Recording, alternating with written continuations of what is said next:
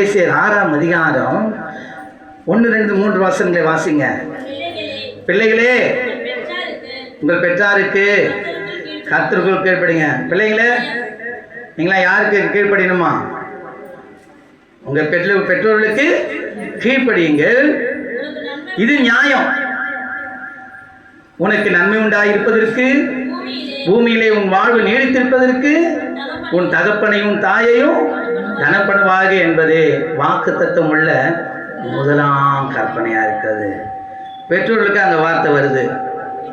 பிதாக்களே, நீங்களும் உங்கள் பிள்ளைகளுக்கு கோபப்படுத்தாமல் கர்த்தருக்கேற்ற சிக்ஷையிலும் போதனையிலும் அவர்களை வளர்ப்பீர்களாக. அப்போ பிள்ளைகள் பெற்றோர்களுக்கு கீழ்ப்படியும் போது அவர்களுக்கு நல்ல வாழ்வு கிடைக்கும், ஆயுசு நாட்கள் பெருக பண்ணும். பெற்றோர்களே, எந்த விதத்திலும் பிள்ளைகளை நாம் என்ன பண்ணணும்? பேசி அவர்களை நம்மளுடைய கட்டுப்பாட்டுக்குள்ள அவர்களை நடத்தணும், அவர்களை கோபப்படுத்தக்கூடாது.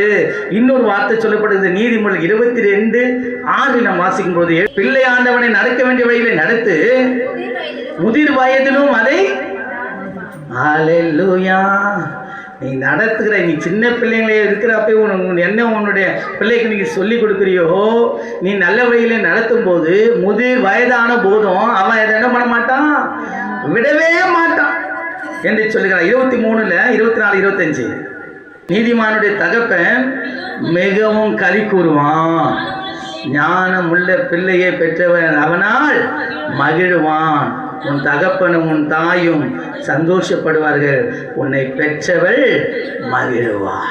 நல்ல கரந்தட்டி, உங்களுக்கு நல்ல கரந்தட்டி ஆண்டோட நாமத்தை உயர்த்துங்களேன். நல்ல நல்ல நல்ல நல்ல ஹல்லேலூயா. உங்கள் பிள்ளைகளை குறித்து நீங்கள் சந்தோஷப்படணும். உங்கள் பிள்ளையை பெற்றெடுத்ததுக்காக நீங்கள் மகிழணும், துக்கப்படப்படாது. அதுக்கு தான் ஆண்டவரத்தில் ஒப்பு கொடுக்கணும். என் பிள்ளையை நீங்கள் கொடுத்துட்டீங்க, அந்த பிள்ளையை வளர்க்க வேண்டிய காரியங்களை எனக்கு சொல்லிக் கொடுங்க, நான் உமக்கு பிரியமானவர்களை நான் நடத்தணும். அந்த பிள்ளை நிமித்தம் எனக்கு துக்கம் வரக்கூடாது, எனக்கு அவமானம் வரக்கூடாது. அந்த பிள்ளையை நடத்துங்கப்பா, உங்களுடைய கருத்தில் நம்ம ஒப்பு கொடுக்கணும் என்று சொல்லுங்கள்.